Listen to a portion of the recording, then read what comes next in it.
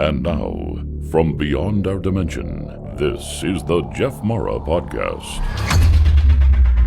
Here's Jeff. My guest is the author Machiel Klerk, licensed mental health therapist with a master's degree in counseling psychology.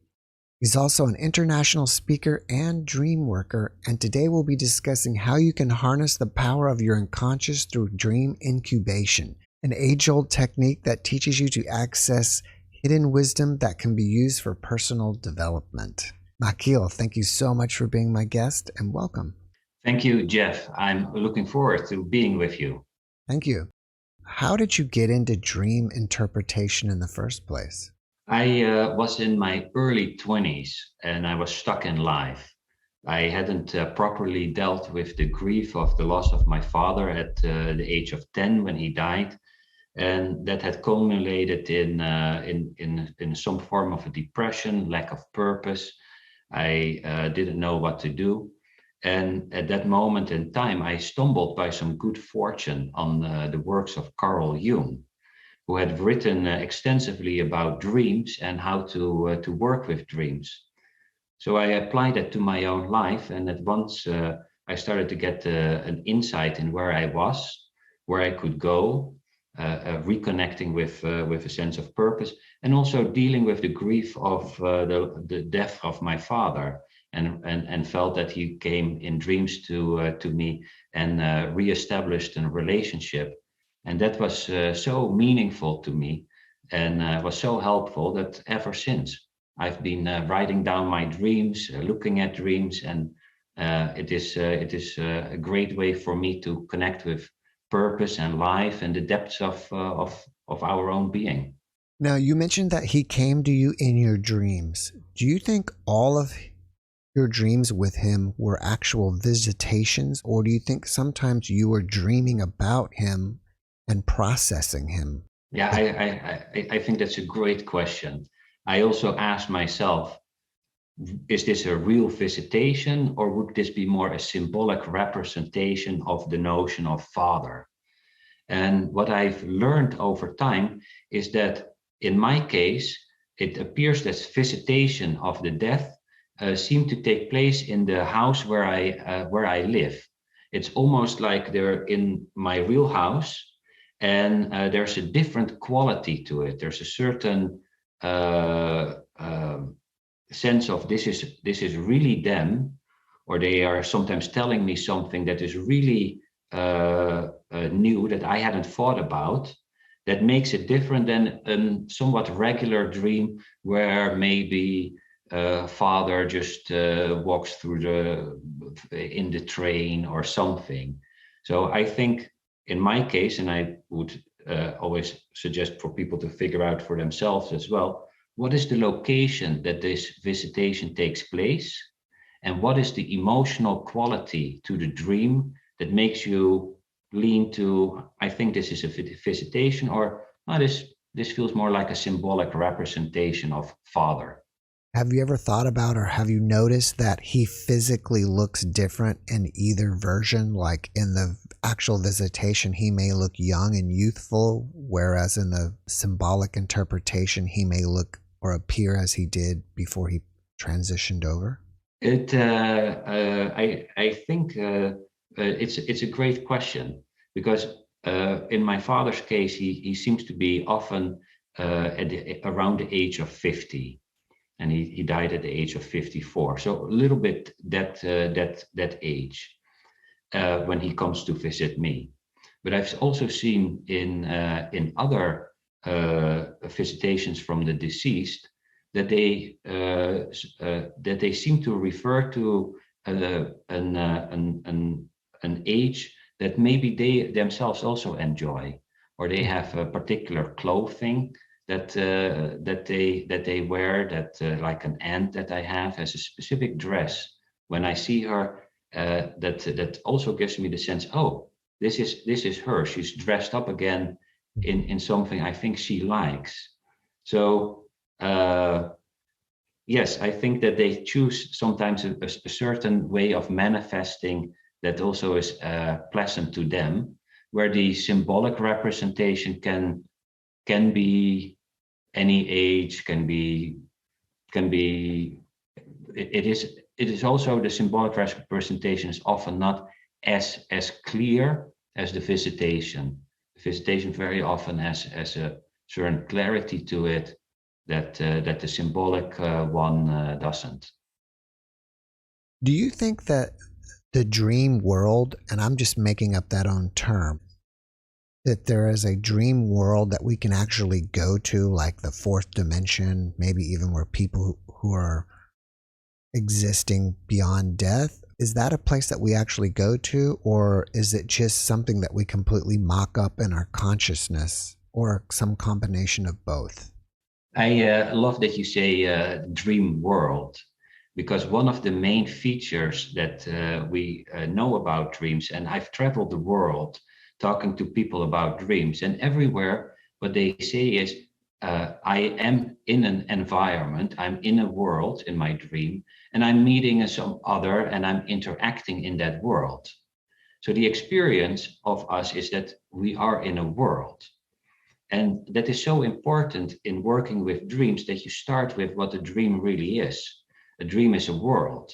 The dream is not like some ways of working with dreams suggest a letter from mystery source X to you that you need to decipher. Because the letter metaphor is deceptive, because a letter is not a world. And that would be a one-way message where actually you're in a world interacting. So that you chose world is great. And then I'll tack on to that I think that that we are entering at night this world, and this world is partly created by our own mind in terms of personal elements. Maybe I think about someone that's very critical entering in my dream, and then my mom comes in and she shakes her head, and then you would ask, what do you think of mom? And I would say, oh, mom is critical. So criticalness enters the dream.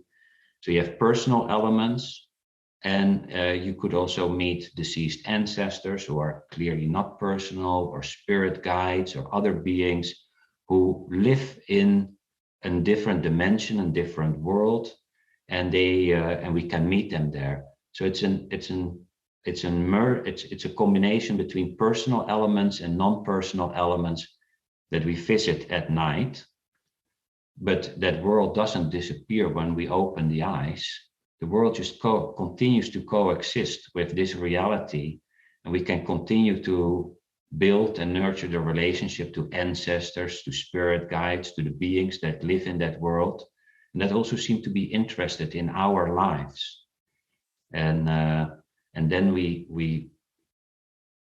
built a way of being in this world that is more enriching, fulfilling, and seems to be also easier, because we're supported by something that's larger than ourselves. It's interesting that the way that you point that out, and it reminds me of like one of my NDE guest points had stated that, when you pass over, it's like you just pop into another dimension, but it's still right here. It's just in another frequency. And it sounds like that's what you're saying. Yes, that is my experience and my bias that is constructed that way. And I think that you also know that that there probably been people that talk with the dead in this reality. It's coexisting. In my introduction of you, I use the word dream incubation. What is that? Dream incubation is a very old technique that's been used by many cultures throughout the world. And what it really entails is that you ask your dream and its inhabitants a question before you go to sleep, in order for your dream to provide you with an answer to your question. And that is, in a nutshell, what dream incubation is. Is it simply just asking a question right before you go to sleep, or do you have to like ask it 5 times or do something in particular to actually get an answer? I studied many traditions. It comes back in the Islam and Hinduism and shamanism. A lot of people actually do this spontaneously. And I studied all these traditions, worked with clients and did workshops, and I distillated a simple 5-step process. And to figure out also what are the key ingredients that make this so effective. And one is asking the right question, and the other is engage in a ritual. So your ritual might be, I'm going to ask it 5 times. Another person might say, I'm going to make a drawing. I write a letter. I say, dear dream, this is really important to me. I would like to get some support. Could you tell me, how can I be more loving to myself? What's one type of food that I could eat? How can I improve my relationship? Anything that is relevant to you, your heart and your soul and your life path, the other world wants to help. And so the main components to make it work: engage in some form of a ritual and ask the right question. Do you think that we should keep a dream journal? Well, yes, it's essential if you ask dreams for guidance, because at night our short-term memory goes offline. So we don't remember the many hours that we actually dream. And what seems to improve dream recall is just writing it down in the morning. Otherwise, these dreams evaporate. So by writing dreams down in the morning, you will have more dreams, more clear dreams, and the dream knows that you're paying attention. So something in the dream world also starts providing you with better, more insightful dreams on helping you live your life and helping you become you. And writing it down is a crucial step. That's fascinating. I've never heard that your short-term memory shuts down, and that's why you don't remember them. I mean, it makes total perfect sense, but no one's ever put that together for me. To add to that, and I'm sure most people listening, including you, as well as me, sometimes we will have dreams, though, that they're so profound for us that we won't forget them, and we'll carry them along with us for the rest of our lives. So we must be somehow either thinking about them over and over to get them to convert into long-term memory, right? Well, what consolidates those really big dreams is that they are emotionally so intense that they leave an imprint. And that imprint will make sure that they go from our short-term memory into our long-term memory. But most dreams aren't that intense. And so they don't leave enough of an emotional imprint in the short-term memory by which it never goes into the long-term memory. Why do you think we have those type of dreams? What is the big dreams? Those ones that are so intense? What is the point of those? Well, it's a great question. It appears that these dreams do somehow reflect really essential aspects of our life journey. And if many people will remember a dream somewhere from the age from 4 till 8 that was very impactful, and it's often in a nutshell it displays a structure of some pattern that is in their soul and that they are going to live out. And the dreams will from time to time revisit and leave these huge elements of things that are really, really relevant to our life. All right, I think you gave us 2 or 3 of the 5 steps. Can you give us the rest of those steps? Yes. I could give you a short example. Sure, that would be fantastic. I recently was contacted by a woman who did a workshop with me and had learned these 5 steps. And she had problems with acid reflux. And she'd consulted the doctors and they gave her medication and she had some side effects. So she said, and she struggled with it for almost 2 years. And then she thought, why not ask the dream if it has something to suggest? And so that is really step 1. Identify that you have an issue, that you have a challenge. So she said, my challenge, my problem is this problem with acid reflux. Then she wrote down the question. And the question was, dream, please help me heal and cure my acid reflux problem. And she then step 3 is engage in some form of a ritual. And I call it ritual, but it's really some focused attention, awareness, intent to reach out to the world of dreaming and let it know, I am interested in this. I would like support. And so she wrote a letter, did light a candle, did some sage to let the other world know, I'm interested. Step 4 is she went to bed, and did sleep and have a dream. And step 5 is immediately write down the dream, because even if the dream is pretty clear, the tendency for 99% of the dreams is to evaporate and you lose some of the information. And so she wrote down in step 5 the dream, and she said, I am walking in a street and a woman is calling me over.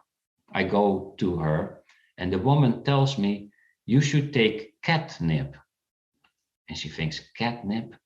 Isn't that for cats, that they become wild from it? And this woman is a bit strange.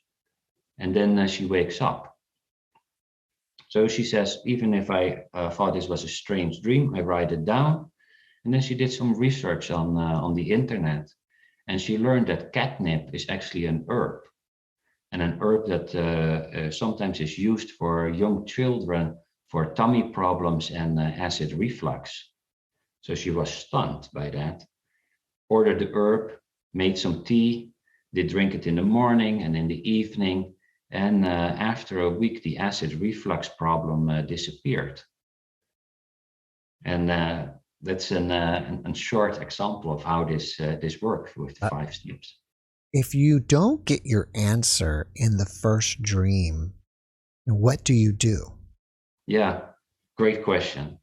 I think this is something that people, everyone needs to establish a little bit their own relationship with the dream and their spirit guides or the larger awareness.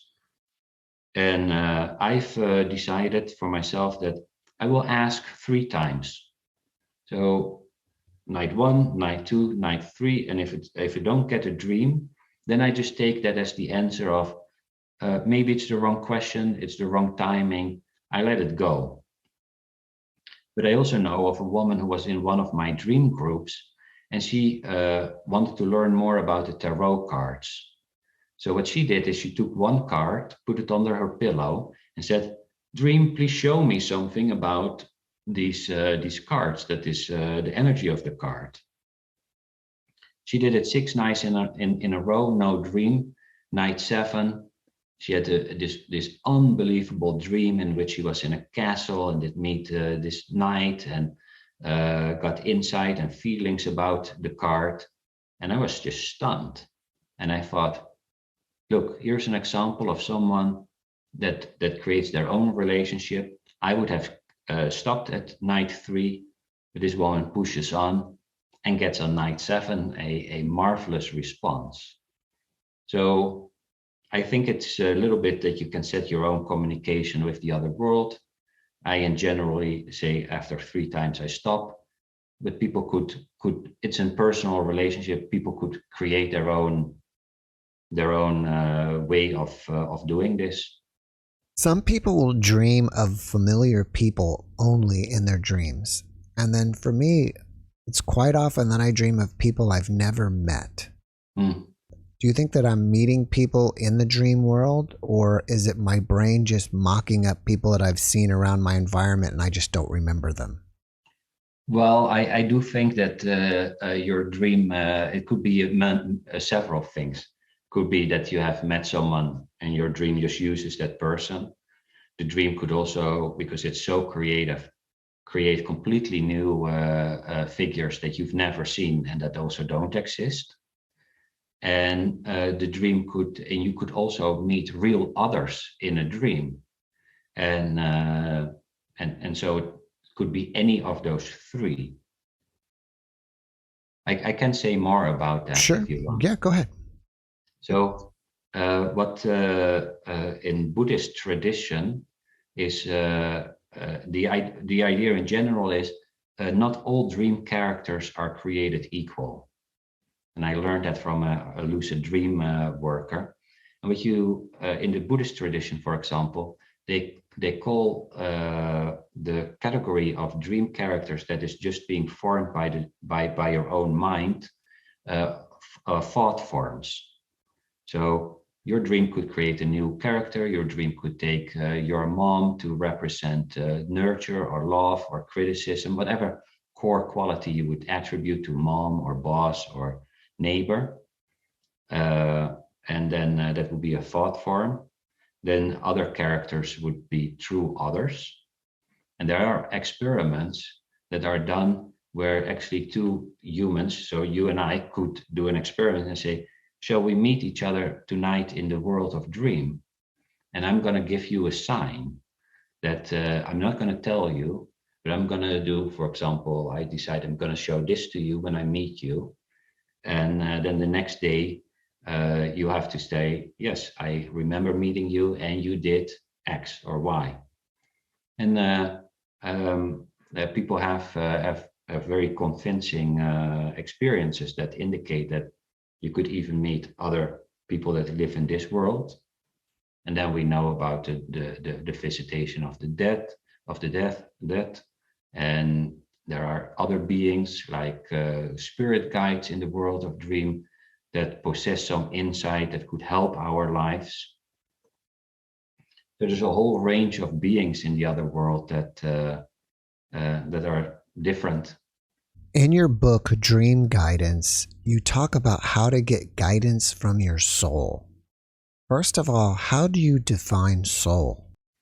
Yeah, that is it's a great question and a bit of a big term. I think that it's our own soul, but it's also the larger soul. So that we're almost like we are a wave on the ocean, but the wave is made of the same substance as the ocean. So yes, it's different, and no, it's exactly the same. And I see that with soul as well. Our own soul and the larger soul are just one and the same phenomenon, and but in the specific way of which this wave, our own person, manifests in this world, that is with a certain set of qualities. So I can work with dreams, but I don't have a deep interest in working in the yard, and I'm not good at fixing cars. And so we all have specific qualities that we bring into the world. And I think that these qualities, they want to manifest themselves, and that your own soul / the larger soul is interested in self-manifesting and self-creating, and it wants to help us. And especially if we reach out to it, it is more likely to start giving us guidance in us becoming us. I'm interpreting what you're saying is that when you're saying your own soul, it's like our own consciousness, but there's also like a universal consciousness that perhaps we all join and become part of once we transition to the other side. Quite often on this channel, we talk about a person's higher self. So what we're talking about is that the majority of our soul or our consciousness actually doesn't exist in our body or in this realm, but up in some other dimension. What is your opinion on that? And do you ever think about that? I think this is on some form of a continuum. I'm very close to what you described. Some part exists here, and some part really exists in the world behind the world, or the other world, or the world of dream. But I think that behind the world of dream, there are other worlds that where eventually you come in the world of pure consciousness, and but that has a relationship all the way into this world. So part of it is in here, part of it's in the other worlds, and what I try to do in this dream incubation is help people really get in touch with this part that is from this world all the way to that world, because it is deeply intelligent. It seems to be interested in helping and guiding us. It's compassionate, and it is ready to help. But because we have free will in this world, it will give us once in a while spontaneous, helpful dreams. But it also needs almost an informed consent when we say, gosh, we would like some help with our relationship, or with becoming better at interviewing, or at public speaking, or whatever. And then it wants to help. This comes also back in many of these traditions of ask and you shall be given, and any of the other traditions all imagine that there is this soul, spirit guide, larger consciousness, divine, that wants to help, but that its help is more effective when we reach out to it and say, we would like to have help for this. And dream incubation does that, just like that woman with the acid reflux. The dream might not have provided that. It could, but it didn't so far. But when she reached out, the dream was, oh, let me help. And we see that this technique works very well for medical problems. It doesn't mean that you always get a cure, but you get often some suggestion on how to deal with it. And problems that have to do with your life path. So if I ask a question, what did my neighbor have for dinner last night? The dream thinks, not so interesting. But if I ask, how can I be more loving? How can I be a better partner? How can I how can I grow my business so that it reaches the people that would benefit from it? Then this larger awareness, this compassionate, wise friend, steps in and starts helping us. And that's what I try to describe, how you can do that with your dreams effectively in this book that I wrote. I wish our dreams would just tell us or give us explanations, just plain and dry. It seems like a lot of times we appear to be getting them in symbols. Why is that? Probably because at the end of the day, symbols and mythological patterns are even closer to how the nuances on the deep sense of reality works than words. We all know that you can look at a picture, like a picture says more than 1,000 words. And these symbols, they capture a feeling tone, a thought, so much more than if some character just hands us on a piece of paper an instruction manual. And that is sometimes confusing. But what I also try to do is given a way of working with your dreams that doesn't require years of symbol study or become some Jungian analyst, and then 8 years later you've read all these mythologies that might be helpful. And that is just by looking at the structure of your dream and the emotions that you have.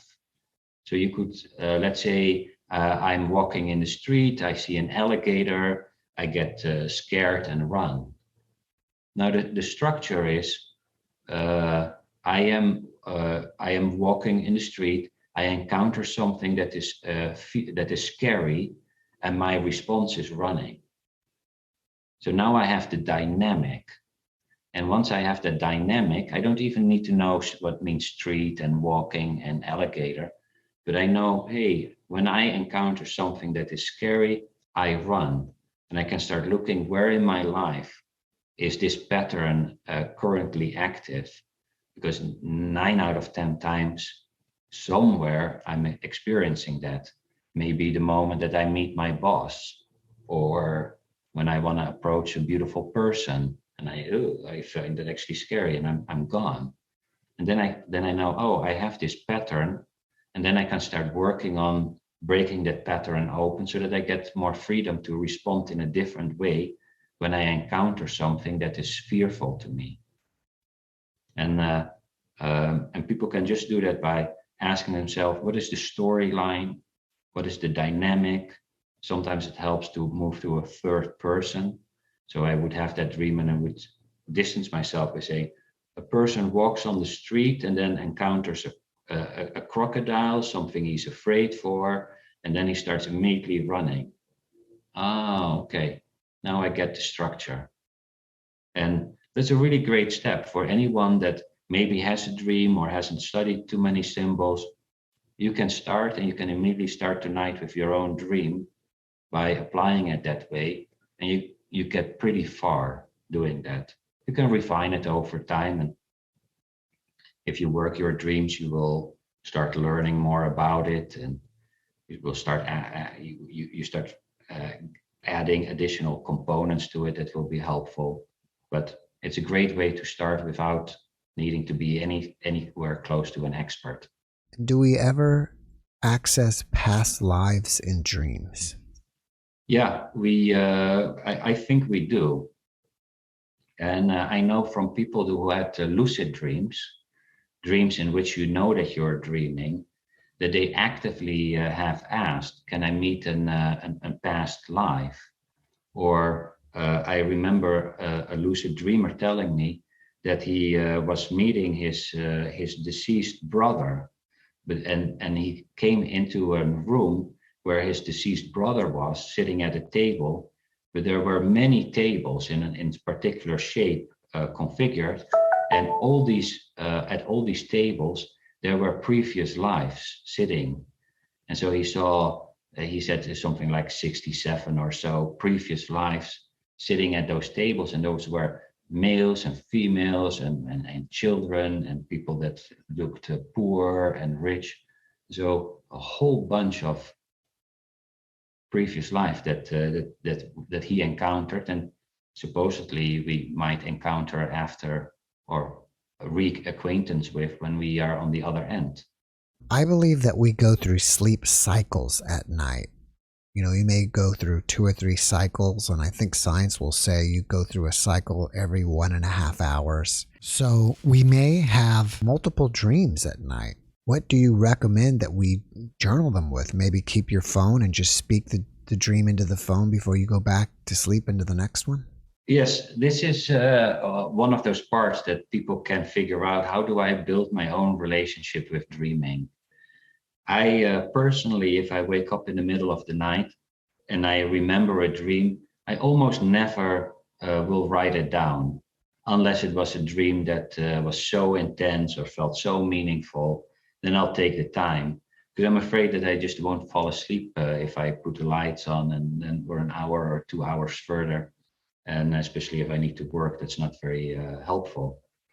Some people I know, they speak it into their microphone, but I've also seen that very often it goes into the mic, but never on paper, or it doesn't move to any way that they do anything with it. So that's some step you have to take. And I just write down the dreams that I remember from waking up. But you're very right. We go through cycles. Science shows that we probably dream somewhere between 2 and 4 hours a night.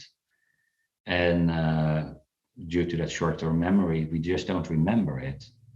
But another interesting aspect of it is our mind is awake at night. It's just not aware that we're in the world of dream, and it forgets that we were there. But even if our body goes to sleep, our mind continues to have all kinds of experiences that that we forget, or like in most dreams, we don't know that we're in a dream. I meet that crocodile on the street and I think, oh, real crocodile, and I'm gone. If I was aware, not only that means I'm awake because I'm doing these things. It's first person experience. If I knew I was in a dream, I might have a completely different reaction to the crocodile, because then I would know, oh, dream crocodile. Let me ask, who are you? What are you doing here? And the crocodile might answer, or I might send it love instead of fear, or I could fly away. I could even let it eat me.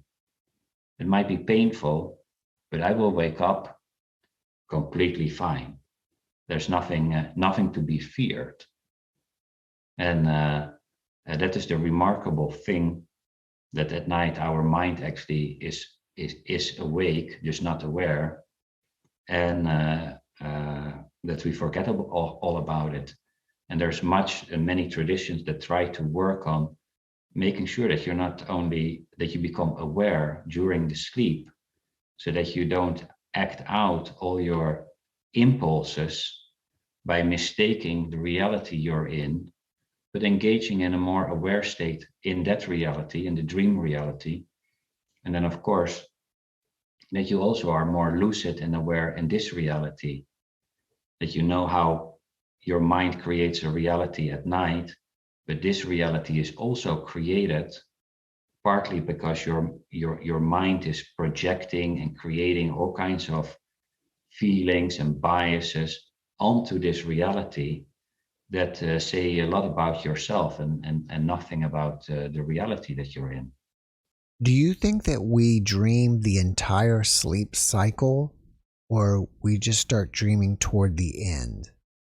Now we dream, what they've done the research in is that we have active dreams in the REM sleep. And that seems to come back in most, if you complete the cycle, comes back in all these cycles. So you go in active dreaming. They also know that you sometimes dream outside those states. And then it appears that there's also a state that is deep sleep, where there are no images. And the Buddhist traditions that work a lot with dreaming imagine that you actually are then entering into the state of larger awareness, the non-dual state, where you're just rejuvenating, and then you come back out of it again. But that is such a state that's so far away from our normal state of consciousness that our memory and awareness is almost never active there. Otherwise, we would know that probably every night we enter into the non-dual state. And if you push that further, that whole cycle might be a cycle that we're kind of living in a big way as well.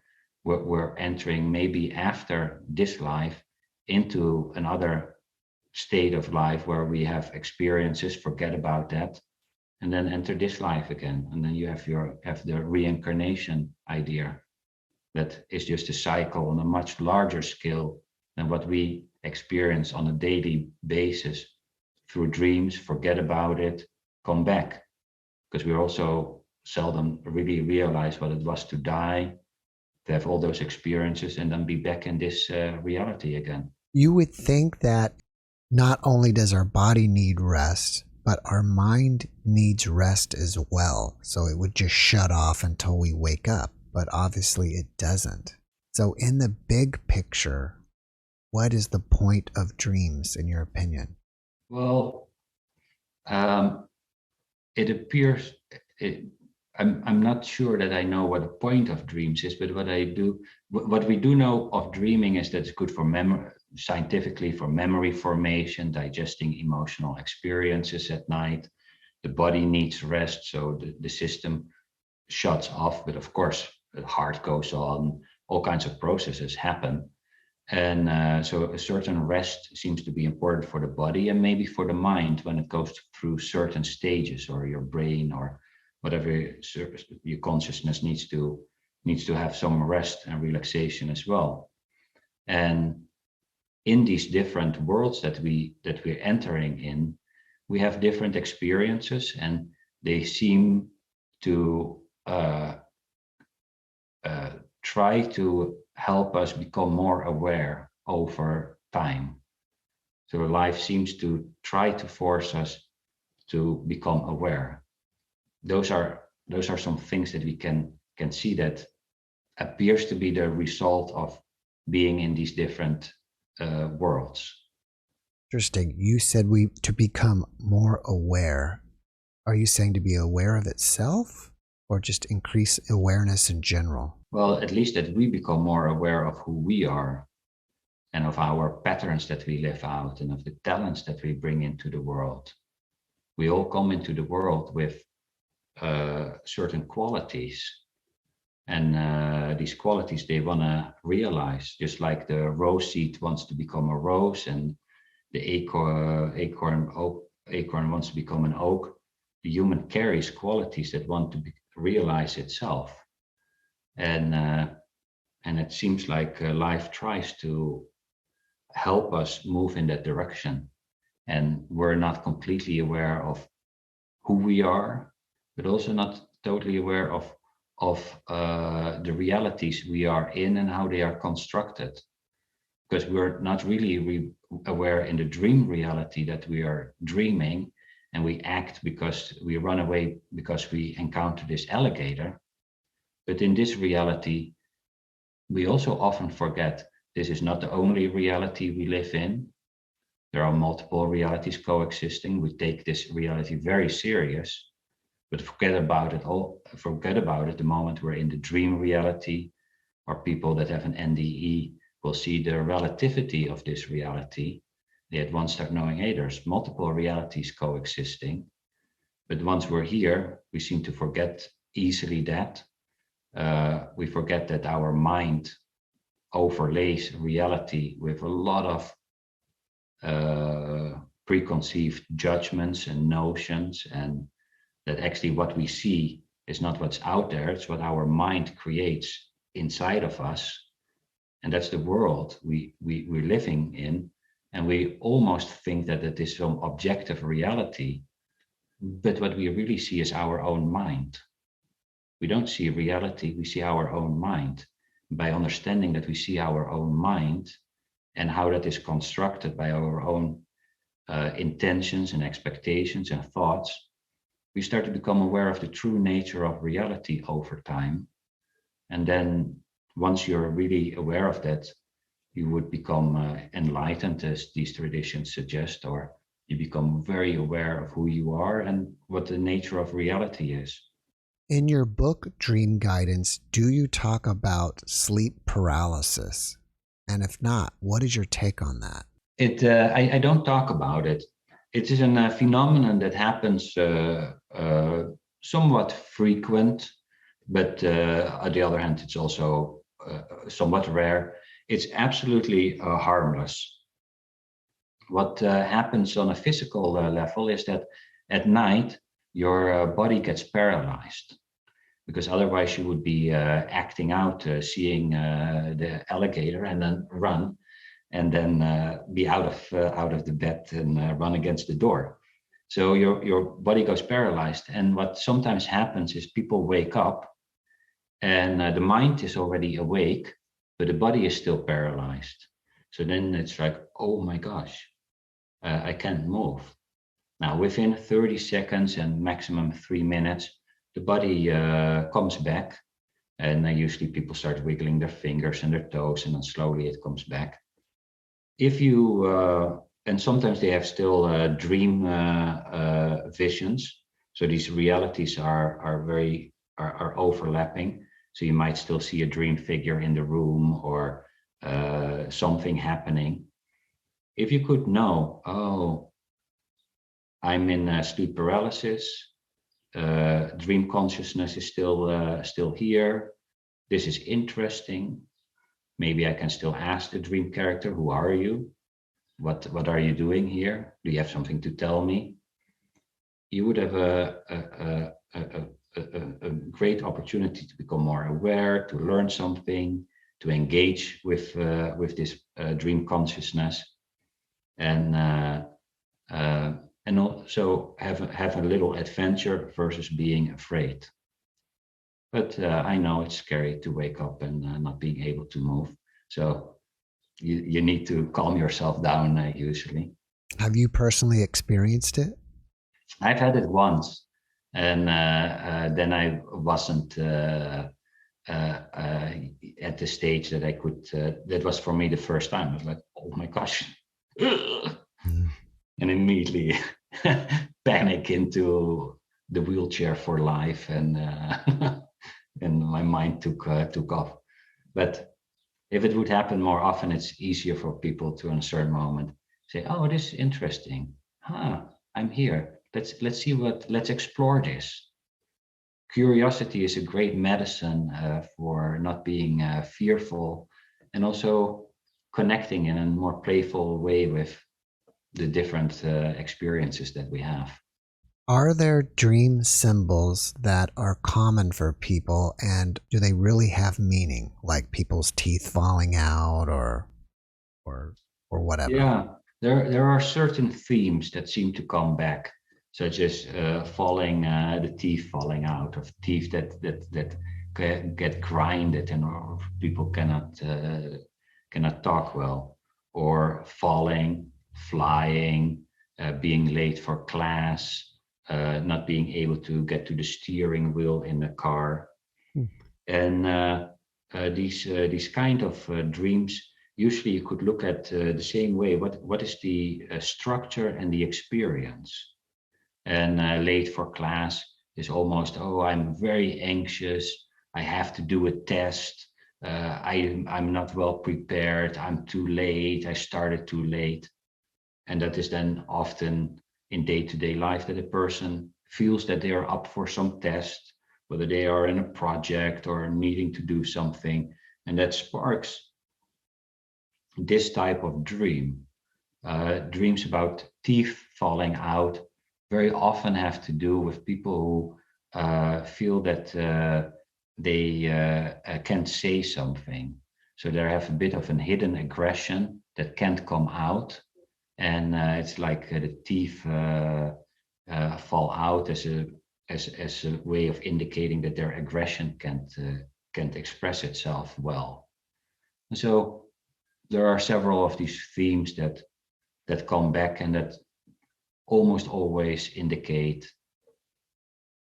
I can't get to the steering wheel. I feel that the grip of my way through moving life is that I don't have control over the way I move through life. And then people have that kind of a dream.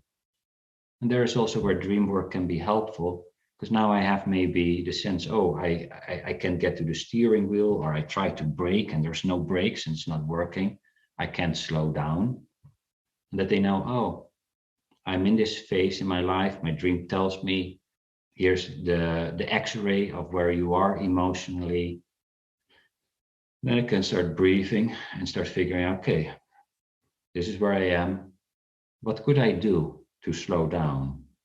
Because there will be some option, but me just pushing on a brake that isn't there is not the one.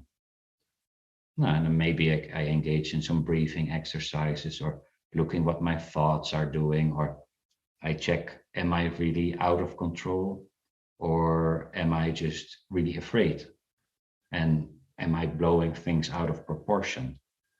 And sometimes it's one or the other, but in those cases, dreams become almost psychological x-rays that can identify where a person is in their life.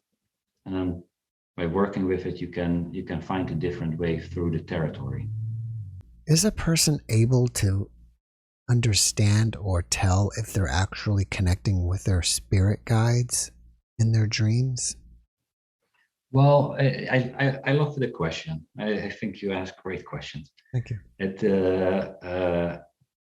The spirit guide is sometimes shows up not as an as more as an helpful figure. So it could be a teacher, could be these days even a movie star that you admire and that helps you, or have some suggestion, or it becomes Yoda in Star Wars. So it doesn't have to be. It can take on different shapes and forms, but it's mainly in something as an benign, helpful mentor character that is there.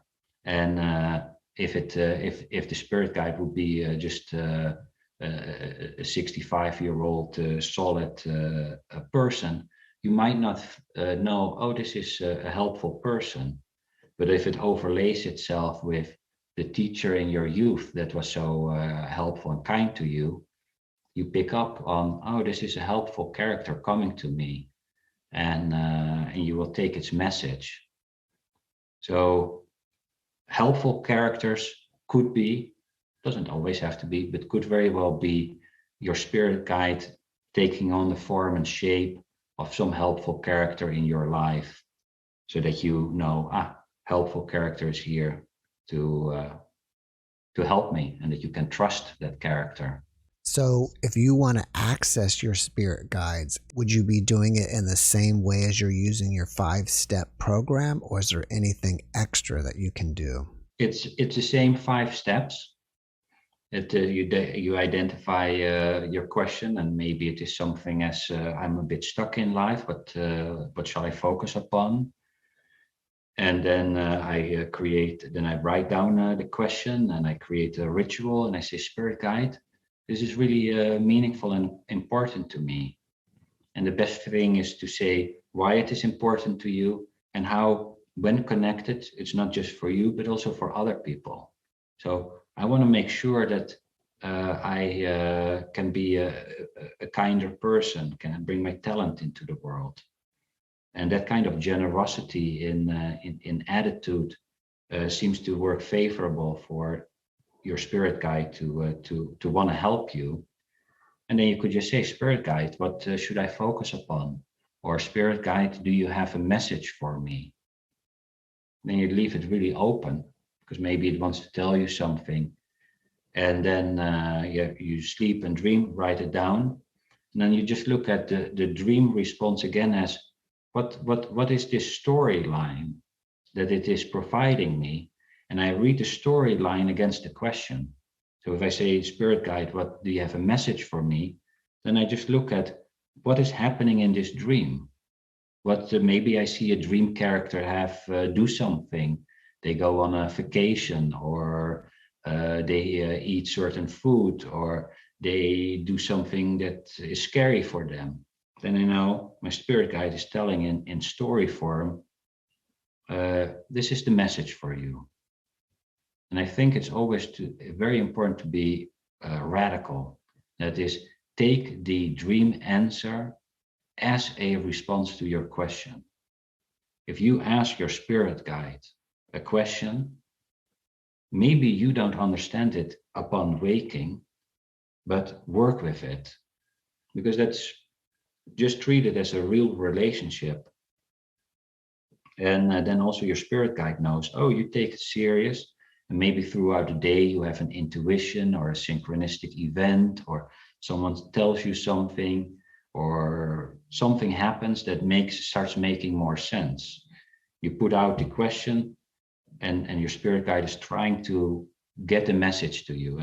And dreams is a very effective way, but it doesn't only have to be in dreams. It can be the dream as the start, and then it goes on. And sometimes the dreams are not that simple to understand, because they come with information that you don't know yet. So it is also like, oh, let me puzzle on it. Do you think that we should use the 5-step process only when we need an answer, and then otherwise we should just record our dreams every day and take a look at them? Or should we go through the process every night? No, I don't think, I don't do the process every night. But this method works best if we did our homework as well. So if I would think, shall I move to another state? Start first thinking where, and explore a little bit, and do my homework. And then maybe I settle on, I would like to live in Texas, or I want to go to LA. And then I could ask, what does it look like for me to go to Texas? Or what does it look like for me to go to LA? But it's not like, now, where should I live? And then the dream in your spirit guide might think, you know what? Think first yourself a little bit, and then I'm gonna help you. And there's been research at Harvard on this method as well, and there it shows that challenges that have to do with your emotional life or of medical nature, they trigger effective support. But you need to puzzle yourself first a bit before it comes in and helps. Sounds like you're saying don't be lazy and expect all your answers from your dreams. You've got to put a little bit in yourself. For sure. Yes. So do you still, though, without doing the 5-step process, do you record your dreams every night, and then maybe you get up in the morning with your coffee, you kind of go back through them and say, okay, what are my dreams trying to tell me? I try. I don't dream every night, or I don't recall dreams every night. And there are times that I'm more invested than other times. But if I lose track a little bit, I just re-engage. Then I start writing it down. Dreams will come back, and by far the most nights, I just let the dream come. And then once in a while, when I think, "Gosh, I have a problem I can't solve. I have a health issue that I don't know about, or I want to just think about whatever it is on my path. How can I grow the business? How can I be kinder to myself?" Then I ask a question. And so I do it sporadically when I feel I want to consult the great wise friend, but I also want to make sure that it knows I'm respectful, that I put my effort in, and that I come when I exhausted my own thinking. But if people are listening to this, then this is a this is part of their ritual already in the day. They could ask this night a question that is relevant to them. And I want to encourage them, ask one question at a time. Otherwise, it becomes very hard to read the answer against the question. Make it an open question. A should question is also not so good. Should I do this? It's more, what would it look like if I do this? Over the weekend, there was a person that said, "What blockages do I experience in finding a partner?" That is a great question. So something that is relevant to them, that will work. So, and just ask yourself, what question wants to be asked, and then go with the first one. And if you have multiple, you do it other night. You'll hopefully have more nights of dreaming. You do it another time. All right. I need to switch gears with you. Your book is called Dream Guidance: Connecting to the Soul Through Dream Incubation. Where can we get it? It's on Amazon, Barnes and Nobles. It is on in many other outlets, Walmart, Target. It's published by Hay House. They have a great distribution network. And you could also go to my website. Maybe we put a link under it. There's a book depository that delivers the book everywhere in the world for free. So Book Depository is a website. You can purchase the book and they send it to you if you're in Spain or South Africa, Buenos Aires. The book can find its way to you if you like the hard copy. There's also an audio book of it that I speak in. And of course, there's the Kindle version. All right.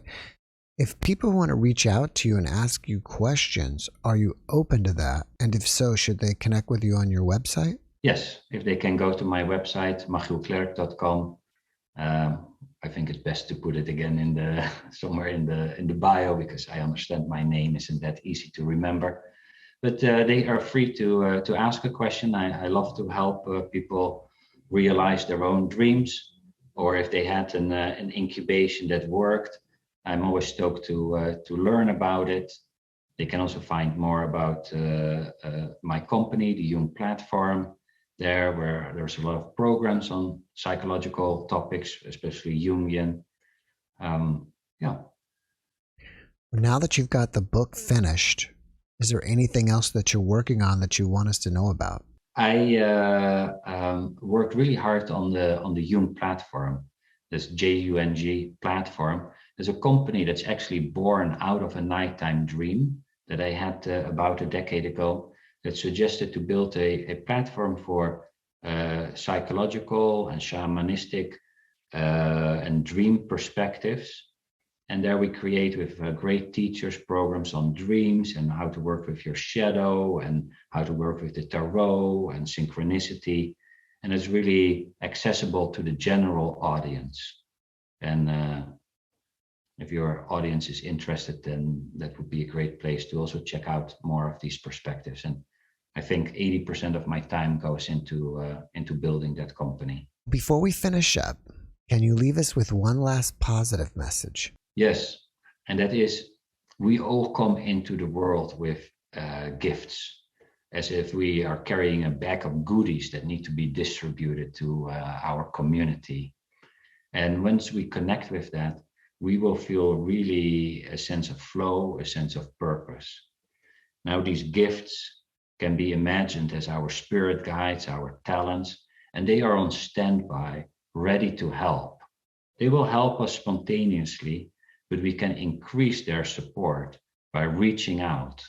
You can do that throughout the day, but working with dreams is one way that really brings in their support.